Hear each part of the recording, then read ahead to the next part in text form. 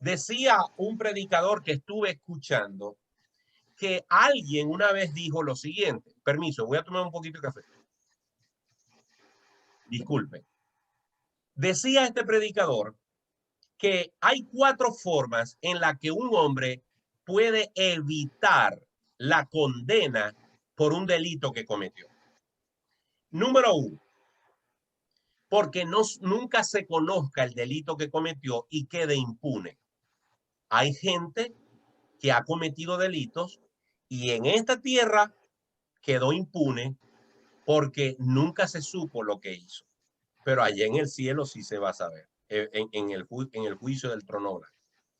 La primera razón por la que una persona puede librarse de una condena por un delito cometido es que nunca se supo que él cometió ese delito. En segundo lugar, una persona se puede librar si las evidencias que hay para condenarlo no son lo suficientemente fuertes para hacerlo. Es decir, si quienes lo acusan, no, él tiene la capacidad de convencer que lo que hizo no lo hizo él o lo hizo en ciertas condiciones y al final se le declara inocente. Tercero, si la persona logra escapar de la ciudad, logra, por ejemplo, irse de la ciudad y no ser encontrado jamás para ser juzgado. Y cuarto, si él logra ir a la cárcel, ser condenado, ser puesto tras la reja y por alguna razón, y ha habido esa situación, logra escapar de la cárcel y atravesar la frontera y no ser capturado más. Es decir, el hombre en esta tierra pudiera librarse de la culpa y del castigo que le corresponde, pero el hombre jamás podrá librarse del castigo que le corresponde si Dios lo encuentra culpable. ¿Y cuál es la única forma de que el hombre, y cuando digo el hombre me refiero al género humano, a la mujer, al hombre, cuál es la única forma de que el hombre o la mujer no sean encontrados culpables por Dios? Que hayan sido defendidos, que hayan sido justificados y que hayan sido salvados por su Hijo Jesucristo. De resto, no hay forma de que el hombre pueda escapar a la condenación eterna que le espera. Pero Dios sí puede juzgar porque Él conoce todas las cosas y no hay nada que podamos hacer. Aún nuestros pensamientos para Dios son totalmente conocidos. El segundo elemento del justo juicio de Dios, además del conocimiento, es la verdad. Y es lo que acabamos de leer. El justo juicio de Dios está impregnado de verdad. Verdad significa que al hombre no se le va a leer ningún cargo allá en la eternidad, allá en el juicio del trono blanco, al hombre no se le va a leer ningún cargo de que alguien dijo, de que fulanito dijo, no, no, no. Dios le va a decir, yo te vi cuando hiciste tal cosa, yo te vi cuando pensaste tal cosa, yo sabía que tú estabas haciendo tal cosa. Y el hombre no va a poder negarse, porque si lo hace, Dios le va a leer, y para eso tenemos la eternidad, porque va a haber suficiente tiempo. El hombre no va a tener excusa, porque Dios sí sabe cada cosa que hizo y todo lo que Dios va a decir es absoluta verdad. No va a haber exageración, no va a haber ni comisión ni omisión de nada que se necesite decir. El tercer, eh, el tercer ¿cómo se llama? Factor o atributo o característica del juicio de Dios es la culpa. Vamos a leer el versículo, el versículo 4 y 5. Miren lo que dice ahí. O menosprecia las riquezas de su benignidad, paciencia y longanimidad, ignorando que su benignidad te guía al arrepentimiento, pero por tu dureza y por tu corazón no arrepentido, atesoras para ti mismo ira para el día de la ira y de la revelación del justo juicio de Dios. Conocimiento, verdad y culpa. El hombre es culpable. Y Pablo lo que le está diciendo aquí es, no te das cuenta de la gracia que Dios te ha dado por un tiempo aquí en la tierra, que ha sido benigno contigo, que te ha dado la vida, que te ha dado salud, que te ha dado años de vida, que te ha permitido vivir sobre la tierra. La Biblia dice que el Señor no nos ha consumido conforme a nuestras iniquidades. Si Dios, si Dios consumiese a cada uno de nosotros conforme a nuestras iniquidades, si Dios nos diera el pago inmediato que merecemos, sobre la tierra no existiría nadie. ¿Por qué? Porque si el juicio y la ira de Dios se revelara de forma inmediata sobre cada uno de nosotros, ni nos hubiese dado tiempo de aceptar a Jesucristo. Ninguno de nosotros estaríamos aquí. Pero por la gracia de Dios, ¿verdad? Le da a todos los hombres la oportunidad de vivir sobre la tierra, ¿verdad? Y es benigno para con ellos. Además de eso, dice que es paciente. Dice la Biblia, buscad a Dios mientras pueda ser hallado. Llamadle mientras está cercano. Hay personas, tanto inconversos como algunos cristianos, que son muy ligeros en su manera de vivir la vida cristiana. Esos cristianos que llamamos normalmente cristianos carnales, cristianos que tienen un pie en el mundo y un pie en la iglesia, que no terminan de decidirse si son cristianos o no. Porque muchos de ellos, tanto el inconverso como este tipo de cristianos, tienen la tendencia a decir, porque para siempre son sus misericordias. Entonces, en ese porque para siempre son sus misericordias, viven una eterna jugarreta con Dios, creyendo que ese para siempre son sus misericordias, significa que Dios va a ser misericordioso indefinidamente con ellos. Pero el problema es que nosotros no somos para siempre. El hombre está destinado a vivir sobre la tierra 70 y en los más robustos 80. Lo demás es horas extra. Así que las misericordias de Dios sí son para siempre, pero los que no somos para siempre somos nosotros. Y es necesario que nosotros nos arrepintamos antes del día de nuestra muerte. Porque entonces la Biblia dice que Dios no va a tener por inocente al culpable. ¿Ok? Así que Dios ha sido benigno, paciente, y hay una palabra ahí rara que dice longanimidad. Longanimidad tiene que ver con tiempo. Longanimidad tiene que ver con cuánto tiempo Dios ha mostrado su bondad para con nosotros. Y tiene que ver también con paciencia y con benignidad. Es decir, Pablo lo que le está diciendo a sus oyentes y a nosotros, como cristianos o como inconversos, tienes que valorar, no puedes menospreciar la benignidad, la paciencia y la longanimidad que Dios ha tenido contigo. Pero por la dureza de tu corazón no arrepentido, atesoras para ti mismo ira para el día de la ira y de la revelación del justo juicio de Dios. La palabra dureza en griego que se usa aquí en el versículo 5 es la misma palabra que se utiliza para todas aquellas afecciones médicas como la arterioesclerosis. La palabra griega aquí es esclero. Esa palabra esclero significa dureza. Por eso es que las durezas de las venas se les llama arteriosclerosis. Y cualquier cosa que esté dura en el cuerpo, en forma médica, que no debería de estar duro, de que no debería de estar tieso, que no debería de estar grueso, a esa se usa esa palabra.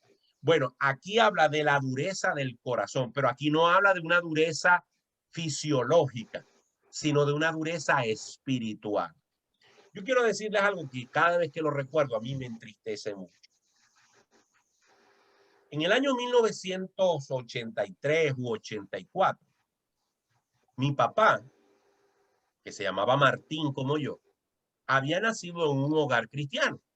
Pero mi papá decidió desde muy joven vivir de espaldas al evangelio.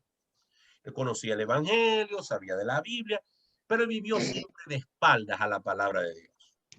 Bueno, resulta que yo, su hijo de 16, 15 años, contrario a lo que la gente podía imaginarse, yo amaba al Señor y era un joven que desde muy joven servía al Señor. Y a mí me atormentaba ver a papá en ese estilo de vida que llevaba apartado de Cristo.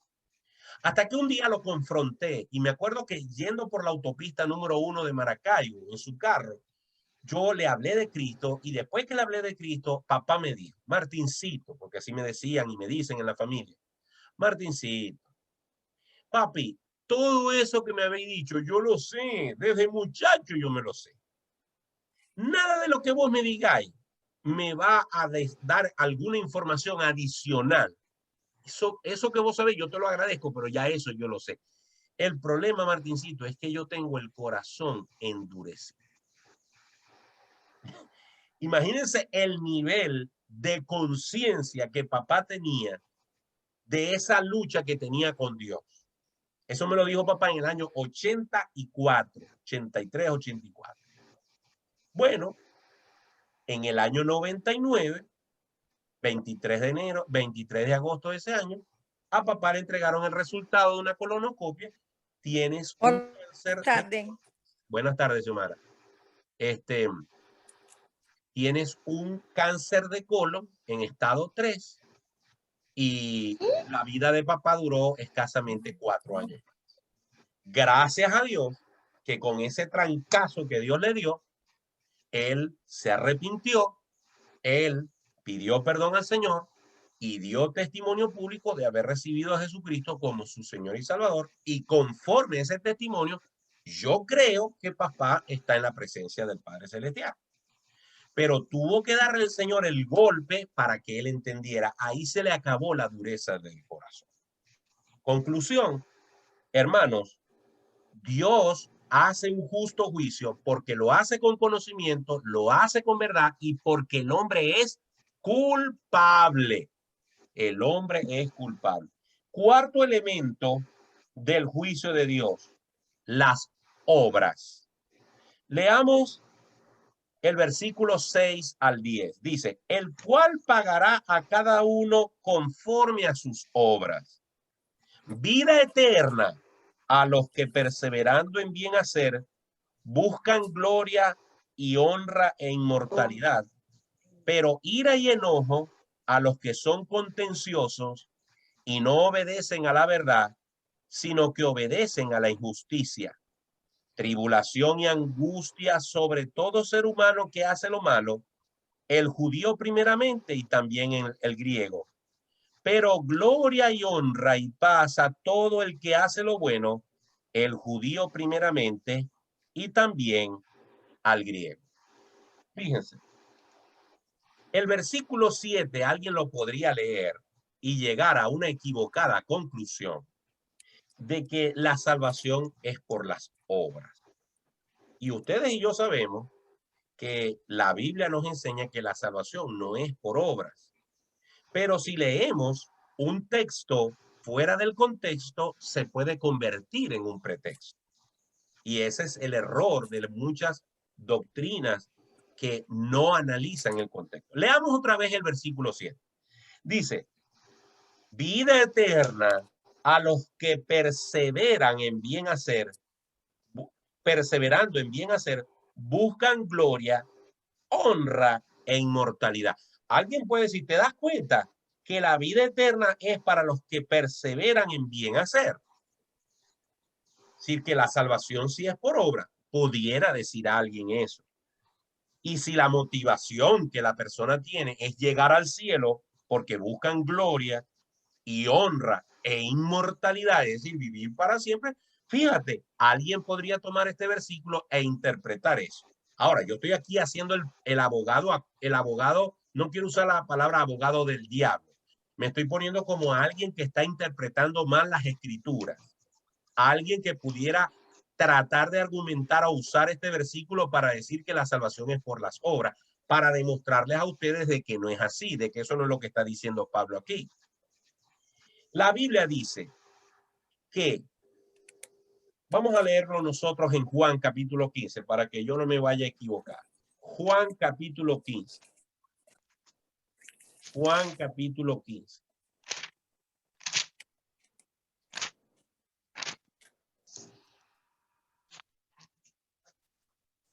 Juan capítulo 15, versículo 1 en adelante dice: yo soy la vid verdadera y mi padre es el labrador. Todo pámpano que en mí no lleva fruto, lo quitará. Y todo aquel que lleva fruto, lo limpiará para que lleve más fruto. Ya vosotros estáis limpios por la palabra que os he hablado. Permaneced en mí y yo en vosotros. Como el pámpano no puede llevar fruto por sí mismo si no permanece en la vid, así tampoco vosotros si no permanecéis en mí. Yo soy la vid, vosotros los pámpanos.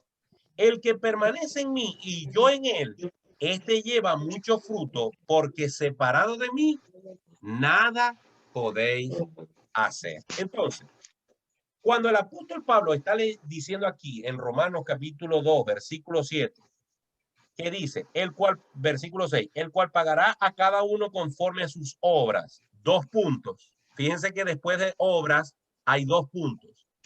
Cuando él pone los 2 puntos es porque va a hablar de 2 tipos de personas. Primero, versículo 7, ¿verdad? Le pagará con vida eterna a los que están descritos en el capítulo 7.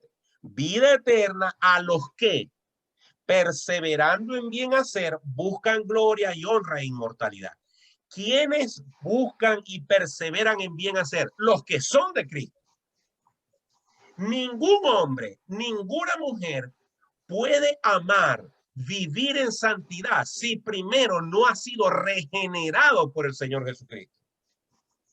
La Biblia dice que todos nos hemos desviado a una por nuestra naturaleza pecaminosa y amamos más las cosas malignas que las benignas. Amamos más al mundo, la carne, las cosas del mundo que Dios, porque en nosotros la naturaleza pecaminosa predomina. Pero cuando nos convertimos a Cristo, dice 2 Corintios 5:17, de modo que el que está en Cristo, nueva criatura es. Las cosas viejas pasaron, he aquí todas son hechas nuevas. Es más, leamos Efesios capítulo 2, versículo 9. Efesios 2. Efesios 2.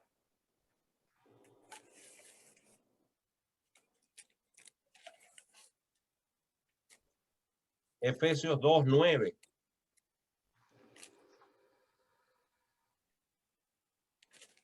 Versículo 8 al 10. Vamos a leer. Efesios 2, 8 al 10. Dice, porque por gracia sois salvos. Primero viene la salvación. ¿Por qué? Por medio de la gracia, por medio de la fe. Y esto, la salvación, no es de vosotros, pues es don de Dios. No por obras. ¿Quién está escribiendo esto? El apóstol Pablo, el mismo que escribió Romanos. No por obras, para que nadie se gloríe. ¿Qué dice el versículo 10? Porque somos hechura suya, creados en Cristo Jesús. ¿Para qué? Para buenas obras. Escuchen bien, para buenas obras. Y si se me ocurre jactarme de esas buenas obras, miren lo que dice al final del versículo, las cuales Dios preparó de antemano para que anduviésemos en ella. Es decir, que la gracia de Cristo nos alcanzó, la fe de Cristo nos fue dada para que pudiéramos aceptarlo por medio de la fe, para que no confiemos en las obras, porque por las obras no vamos a poder ser salvos. Pero además de eso, lo que comienza después de la conversión hasta el día de nuestra muerte, ese pedazo de vida cristiana, Dios ya preparó obras para que nosotros las realicemos. Es decir, que hasta las buenas obras que producimos nosotros como cristianos no son méritos nuestros, sino una simple ejecución del plan de Dios. Por eso dice la Biblia que si yo hago lo que tengo que hacer, soy un siervo inútil, porque lo que tenía que hacer, eso hice. Sin embargo, algunos cristianos vivimos por ahí dándonos golpes de pecho porque soy un buen cristiano, porque yo oro mucho, porque yo visito a los enfermos, porque yo intercedo, porque no, mi hijo, ni mi hija, estás haciendo lo que Dios ya estipuló que tú hicieras.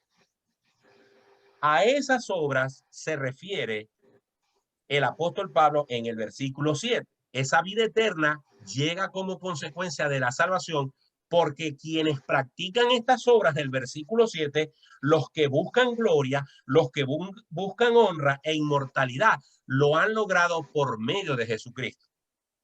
Y esto lo corrobora el versículo 10. Dice, pero gloria y honra y paz a todo el que hace lo bueno, al judío primeramente y también al griego. Fíjense, esta expresión al judío primeramente y también al griego, yo no sé si a ustedes les suena, pero si no les suena, los invito a que se vayan al capítulo 1, versículo 16,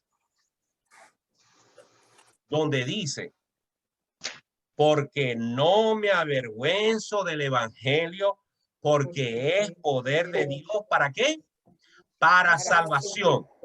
Para salvación. Pero ¿para quién es esa salvación? A todo aquel que cree, al judío primeramente y también al griego. ¿Por qué Pablo hace esta separación de judío y griego? ¿Por qué él hace esa mención? Porque él tiene una audiencia mixta en Roma. Roma es la capital del paganismo mundial para el momento en que Pablo escribe esto. Pablo está escribiéndole a una iglesia que está, o a unos creyentes, que pueden ser varias iglesias o una sola iglesia, pero acuérdense que la iglesia de aquel primer siglo no era iglesia evangélica con un templo que tiene afuera un letrero que dice Primera Iglesia Bautista de Maracaibo. No, no, no. Nada de eso. Las iglesias de aquella época eran incluso hasta catacumbas o sitios secretos o simplemente un hogar de una persona, pero a eso se le llamaba iglesia porque estaban reunidos allí. ¿Ok? Bueno, los hermanos que recibieron esta carta en Roma vivían nada más y nada menos que en el epicentro de la ciudad más importante del momento. Era la capital de Roma, el imperio más grande de ese momento. ¿Ok? Estamos hablando del año 50 y pico después de Cristo. Así que ellos estaban en la boca del león. Ahora bien, quienes estaban en Roma eran cristianos gentiles que venían de ese mundo pagano, idólatra, donde la sodomía, donde la homosexualidad, donde la idolatría, donde la impureza sexual, donde todo ese libertinaje existía, pero también allí había gente con principios judaicos, con principios hebreos, con gente que conocía la ley, con gente que estaban circuncidados, que conocían al Dios de Israel. Vivían allí. Esa iglesia estaba conformada por esos dos mundos, por esas dos tipos de personas. Por eso Pablo utiliza muy sabiamente, el Espíritu Santo lo lleva a decir, al judío primeramente y después al griego. ¿Por qué? Primero, porque es verdad y es un principio bíblico que Dios ha tratado con la iglesia, pero primero trató con Israel. Que es Israel, y Pablo va a desarrollar eso en el capítulo 9, 10 y 11. Ahí vamos a ver la sinergia que hay entre la iglesia y el pueblo o la nación de Israel. Antes de que la iglesia existiera, antes de que el evangelio le fuera predicado a los gentiles, Dios trató primero fue con su pueblo escogido, el pueblo que él se hizo de un solo hombre llamado Abraham. al punto de que Dios se hizo a Dios de Isaac y no de Ismael. Se lo hizo de Jacob y no de Esaú. ¿Por qué? Porque Dios es soberano, ¿verdad? Y de ese Israel vino el Salvador, el Mesías, y las profecías que se hicieron 500, 600, 700 años antes se cumplieron. Israel es el primer pueblo de Dios. Y la Biblia lo compara con la niña de los ojos de Dios. Hay de aquel que se meta con Israel. Y si no, se lo preguntan a Hugo Chávez Frías. ¿Ok? Si no, se lo preguntan a él. Ahora bien,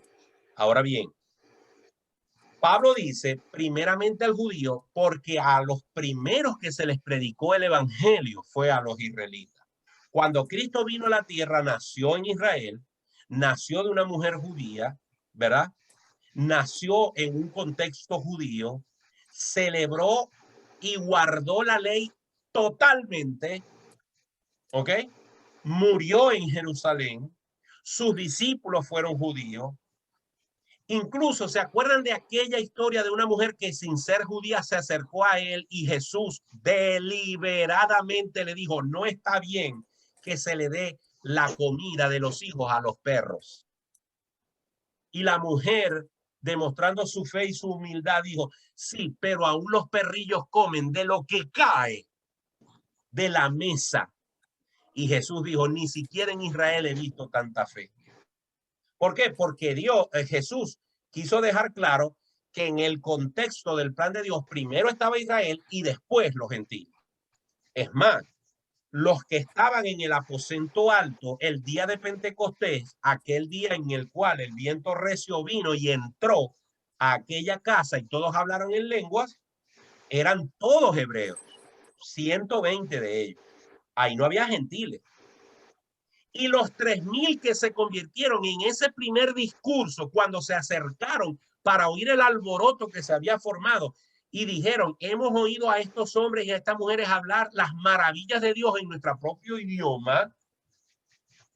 Y Pedro sale y les predica y les da 4 correazos y ellos dicen, hermanos, basta. ¿Qué tenemos que hacer? Arrepentíos y bautícense. Todos los que estaban allí se arrepintieron en esa primera campaña evangelística de Pedro, improvisada, ¿verdad? Pedro, todos los que estaban eran hebreos. Así que en ese sentido el evangelio vino primero fue a Israel, a los judíos, a los que confiaban en la ley, a los que confiaban en el pacto, a los que creían que con circuncidarse y guardar 4 o 5 mandamientos con eso tenía. Primero vino a los israelitas. ¿Qué dice la Biblia en Juan 1:11? A lo suyo vino y los suyos no le recibieron. Más a los que le recibieron, a los que creen en su nombre, les dio potestad de ser hechos hijos de Dios. Así que las primicias fueron primero para los israelitas. Ellos no se van a poder quejar delante de Dios y decir, es que nosotros no sabíamos. No, mijo, o sea, a ti fue el que te servía el primer plato. Pero dice la Biblia que luego Pedro recibió una visión en la cual no quiso comer de algunos animales impuros y Dios lo que le está diciendo, prepárate porque vas a tener que ver cómo yo me manifiesto en esos que ustedes llaman impuros. Y fue cuando fue a casa de Cornelio y vio cómo Cornelio, un gentil romano, oficial del ejército de Roma, y su familia, gentiles, no eran judíos, no estaban circuncidados, no cumplían la ley, y sin embargo el Espíritu Santo se manifestó en ellos de la misma manera que se manifestó a los hebreos en Pentecostés. Primeramente al judío y después al griego.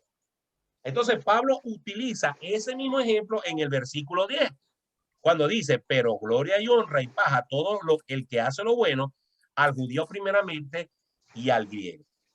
Pero en el versículo 8 y 9 habla del elemento culpa cuando dice, perdón, obras, malas obras, cuando dice, pero ira y enojo a los que son contenciosos y no obedecen a la verdad, sino que obedecen a la injusticia. Lo mismo que dijimos al principio del capítulo 1. Cambiaron la gloria del Dios invisible por cuadrúpedos, reptiles, por seres humanos representados en una efigie, en una imagen, en un pedazo de yeso, un pedazo de palo, en una pintura, ¿verdad? Y dice el versículo 9, tribulación y angustia sobre todo ser humano que hace lo malo, al judío primeramente y también al griego. Es decir, que lo que es bueno para el pavo es bueno para la pava. No solamente lo bueno se resalta para los judíos, no, los judíos también van a pagar los platos rotos de su desobediencia. Por eso, ese principio equivocado de que algunas personas creen que porque son judíos se van a salvar, no, papá. La salvación es para todos por medio de Jesucristo, sea hay judío o sea hay gentil.